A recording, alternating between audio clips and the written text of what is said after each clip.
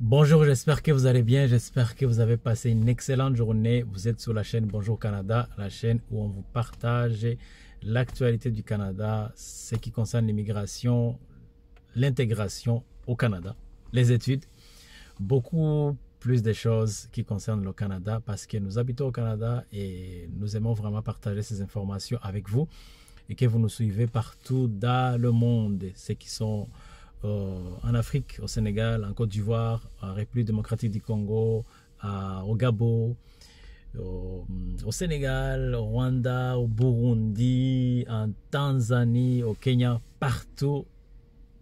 Nous vous saluons, ceux qui sont en Europe, en France, en Belgique, dans d'autres pays, le Luxembourg, la Suisse et tout ça. Vous êtes vraiment le bienvenu sur la chaîne Bonjour Canada et c'est un plaisir pour nous de vous compter parmi nous. En Afrique, je ne peux pas finir les salutations sans parler du Cameroun. Bonjour le continent. Comment je peux dire l'Afrique sans parler du Cameroun? C'est pas possible. Et je sais qu'il y a beaucoup de personnes qui nous suivent depuis Douala, depuis le Cameroun en général, partout. Et nous sommes très heureux de vous compter parmi notre audience et nous sommes très contents.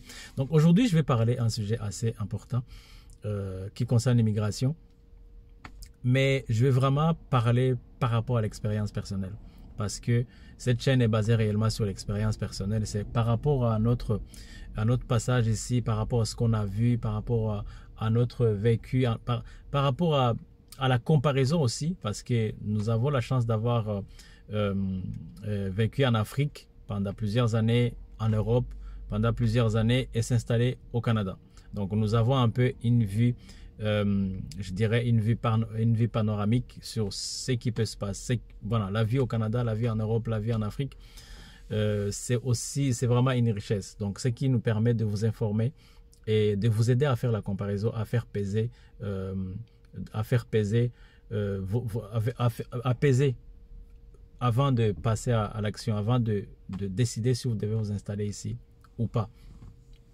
Donc aujourd'hui, je vais te parler de 3 aspects que vous devez considérer vraiment, fortement, avant de décider de vous installer ici au Canada. Vous savez, il y a des personnes peut-être qui sont en Europe pour bien des aspects, pour plusieurs raisons que je considère même légitimes, qui se disent à un moment donné, ça suffit.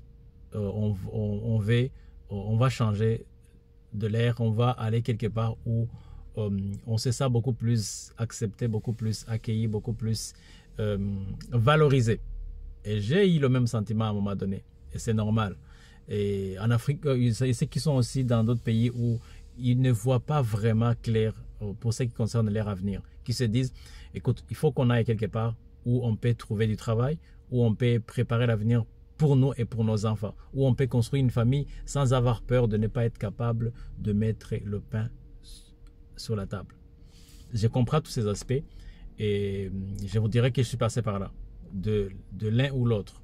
Donc c'est pourquoi je me permets de parler, pas pour donner juste des conseils, pour donner des conseils, mais c'est avec vraiment le recul, c'est avec mon vécu personnel et familial. Ok? Il y a 3 aspects dont vous devez considérer. Je dirais plus pour ceux qui sont en Europe, mais ceux qui sont aussi peut-être en Afrique ou en Amérique du Sud, mais qui ont les moyens. Donc la plupart des gens qui immigrent ici au Canada, on ne va pas se dire la vérité, on ne va pas se voiler la face, ce ne sont pas des gens pauvres. C'est des gens peut-être qui sont dans la classe moyenne, mais ce ne sont pas des gens qui manquent du pain, parce que ça coûte cher. Ça coûte vraiment cher. Ce que nous faisons ici, on essaie de donner plus d'informations pour vous faire économiser de l'argent parce qu'on aurait aimé que quelqu'un nous fasse le même travail. Ça coûte extrêmement cher. Donc, ce ne sont pas des gens qui manquent de quoi manger, à boire, qui ont de la difficulté, qui ont vraiment des difficultés, de besoins de base, des besoins primaires, qui rêvent d'immigrer au Canada. Bon, ça, c'est par expérience. Donc, 3 aspects très importants. 3 aspects que vous devez considérer avant de décider de venir ici. Que vous venez de l'Europe, que vous venez de l'Afrique, vous devez considérer ces aspects parce que vous risquez d'être déçu si vous n'avez pas ici cette information, par exemple. Premier aspect que vous devez considérer, c'est la santé. Le système de santé du Canada, il y a de très bons médecins, il y a de très bons médecins, très bons soins, mais ce n'est pas accessible facilement. Si vous avez entendu le terme désert un désert médical, c'est aussi ça. Il n'y a pas, ce n'est pas facile d'accéder à un médecin.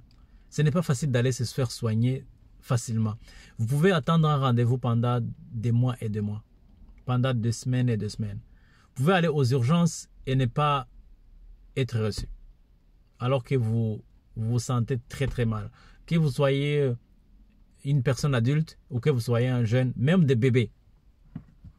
J'ai déjà eu cette expérience où un bébé, une dame, on était mon épouse était aux urgences. Il était parti 21h du soir. Elle est revenue à 6h du matin et n'avait pas été reçue. Alors qu'elle avait appelé le numéro qu'on appelle 811, je pense. Et on lui a dit, non, il faut que tu viennes. Ta situation, elle est critique. Il faut qu'on te voie. Il faut venir. Elle est partie malheureusement de 21h du soir jusqu'à 6h du matin. Personne ne l'a touchée. Donc c'est le temps perdu.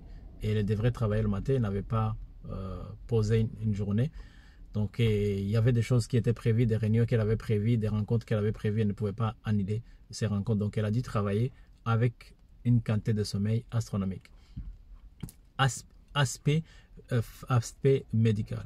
Cet aspect, vous devez considérer l'aspect santé parce que si vous avez une famille, ça ne sera pas facile d'avoir un médecin traitant, un médecin de famille, un médecin qui va vous suivre. Si vous avez un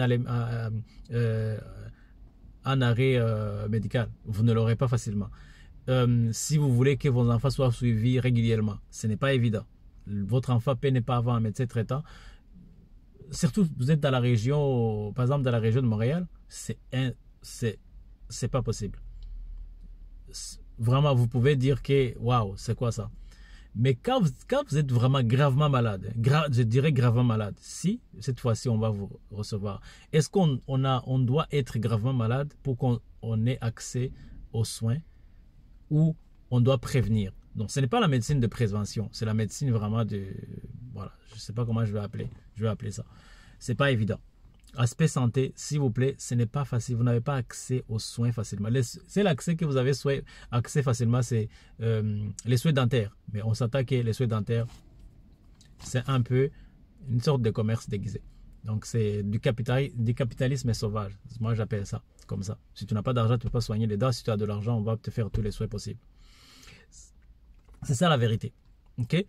Deuxième aspect, si vous avez une famille, pensez vraiment beaucoup. Parce que l'accès aux soins, c'est important. L'endroit, dans certains pays comme la France ou la Belgique ou d'autres pays, vous avez accès aux soins de santé facilement. Je comprends qu'il y a des personnes qui râlent, le service hospitalier se dégrade, des machins, mais ce n'est pas au même niveau. Ce n'est même pas 20% de ce que vous allez voir ici au Canada. Ici au Québec, je parle bien de Québec parce que c'est là où j'habite. Ce n'est pas ce que vous allez voir. Si vous habitez dans un coin reculé, je pense que peut-être possible, mais dans le Québec City aussi, on a habité au Québec City, c'est pas aussi accessible que ça. Mais certes, nos enfants avaient un médecin traitant. Donc, c'est que ici, ils n'ont pas eu le privilège d'avoir. C'est pas facile. Deuxième aspect, c'est l'aspect des études pour les gens qui ont des enfants qui vont bientôt aller à l'école, surtout aux études universitaires, ou même pas les études, surtout les études universitaires. Si vous avez des enfants qui vont atteindre l'âge d'aller à l'université et que vous n'êtes pas résident permanent, ça c'est chaud, ça c'est très très chaud. Ça coûte énormément cher. Ça démarre dans les 7 000, 8 000, 9 000 $, 10 000 $ pour l'année universitaire. Donc ça coûte énormément cher. L'aspect éducation, considérez ça. Parce qu'en France, l'année de la fac, ce n'est même pas 500 €. C'est un exemple. Je ne sais pas combien ça coûte en Belgique, mais ça ne doit pas coûter autant. Je ne sais pas combien ça coûte en Suisse, mais ça ne doit pas coûter autant. En Afrique, certes, dans certaines écoles privées, ça coûte extrêmement cher, mais dans les écoles publiques, ça coûte pas cher. Et écoute, les gens finissent l'école en Afrique et viennent ici au Canada ou en France et ils tapent fort. Moi, j'ai étudié avec mon major de promo. Il venait tout droit du Sénégal. Hein. Si tu m'écoutes, salut, sachez que c'est toi que je parle. Donc, il était major de promo et il venait tout droit du Sénégal. Et dans une école publique, hein, est-ce que, pour ce qui concerne l'école, dans certaines filières, oui, il faut, mais ça ne veut pas dire que vous avez étudié ici, que vous allez être extraordinaire. Non, vous pouvez commencer votre parcours en Afrique ou ailleurs et cartonner ici. Moi, c'est comme ça que je le vois. Je ne pense pas que... moi, je pense que le suivi, c'est ce qui est plus important. Si vous suivez l'enfant régulièrement, vous savez là où il en est, quelles sont les compétences qu'il a acquis, quelles sont les compétences qu'il n'a pas acquis. Vous êtes capable d'orienter votre enfant de la bonne façon et qui va réussir ses études sans aucun problème. Ok, ça c'est l'aspect que vous devez considérer, l'aspect des études, le coût des études, ça coûte énormément cher. Troisième aspect, c'est l'aspect du logement, l'accès au logement.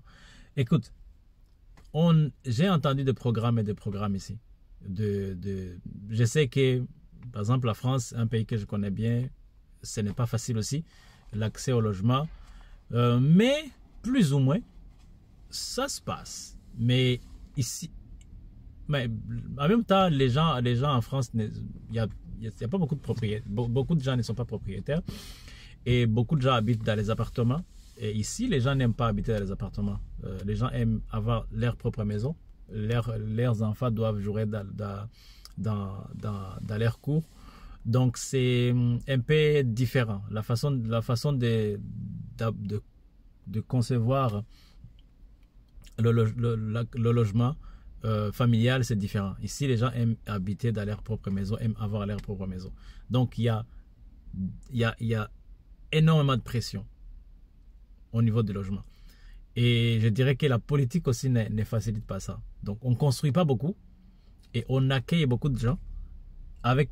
Donc, c'est la loi de l'offre et de la demande qui fait le tout. Donc, si on reçoit beaucoup de gens et qu'on ne construit pas assez de logements, mais même ceux qui sont dans le pays n'ont pas accès au logement facilement, ça devient catastrophique, c'est normal. Après, on va mettre des politiques, des réductions des étudiants et tout ça. Moi, je ne pense pas que ce soit ça le problème. Le problème, c'est d'être capable d'accueillir les gens et de leur donner les conditions nécessaires pour qu'ils puissent vivre bien. Donc, ce qui fait que les prix sont astronomiques. Il y a des enchères. Donc, vous pouvez convoiter une maison, allez donner votre offre. Il y aura 4-5 offres sur la même maison. Donc, il y aura des enchères. Il y a de la spéculation à un niveau élevé de façon que les maisons sont achetées au prix, pas au prix affiché, mais des fois, ça peut mettre 2 fois le prix affiché parce que les gens vont spéculer. Pour une maison qui coûte $300 000 par exemple, vous pouvez vous retrouver à l'acheter à $350 000. Alors, est-ce que c'est la valeur, est-ce que c'est la vraie valeur de cette maison? Je ne pense pas. Donc, considérez tous ces 3 aspects. Cette vidéo est longue, mais je voulais vraiment la faire. Je voulais vraiment la faire parce que il ne faut pas se dire, oh, j'aurais dû, ou bien j'aurais peut-être dû attendre 2 ans, 3 ans avant d'arriver ici parce que mon enfant aurait fini peut-être la licence et pourrait venir faire son master ici ou vice-versa. J'ai des jeunes enfants, je n'arrive pas à les amener à l'hôpital comme je le vais. S'ils ont des challenges, des difficultés de santé, c'est pas facile à avoir accès aux médecins, aux soins facilement. Ok? Et aussi le prix des études, le prix des logements, ce n'est pas facile d'accéder au logement vraiment qui vous plaira. C'est vraiment la bataille. Les appartements, il y en a à gogo, il y en a beaucoup. Vous allez trouver les appartements facilement si vous voulez avoir un appartement, mais le prix aussi augmente. Plus il y a peu de gens qui sont capables de se loger dans les maisons unifamiliales ou les maisons de ville, plus le prix des appartements, les prix de logements augmentent, triple même. Ok, il y a eu une augmentation peut-être plus de 20% dans l'année passée. Ok, j'espère que cette vidéo vous donnera un peu plus de lumière. N'hésitez pas à me mettre dans les commentaires ce que vous en pensez. Est-ce que ce que j'ai dit est vrai si vous êtes au Canada? Qu'est-ce que vous en pensez? Est-ce que vous avez vécu les mêmes expériences que moi, que nous ici? En tout cas, ça me fera plaisir de savoir qu'est-ce que vous en pensez. N'hésitez pas à liker, s'il vous plaît, à partager et à vous abonner si vous n'êtes pas abonné. Ça nous fera grandement plaisir. Je partagerai les aspects qui concernent la vie ici au quotidien. L'aspect financier aussi, je vais y partager. Et l'aspect familial, bien sûr. Et surtout, ce qui concerne l'immigration. Aussi, je ne manquerai pas de vous partager ces informations. À très bientôt. Passez une bonne semaine. Bye.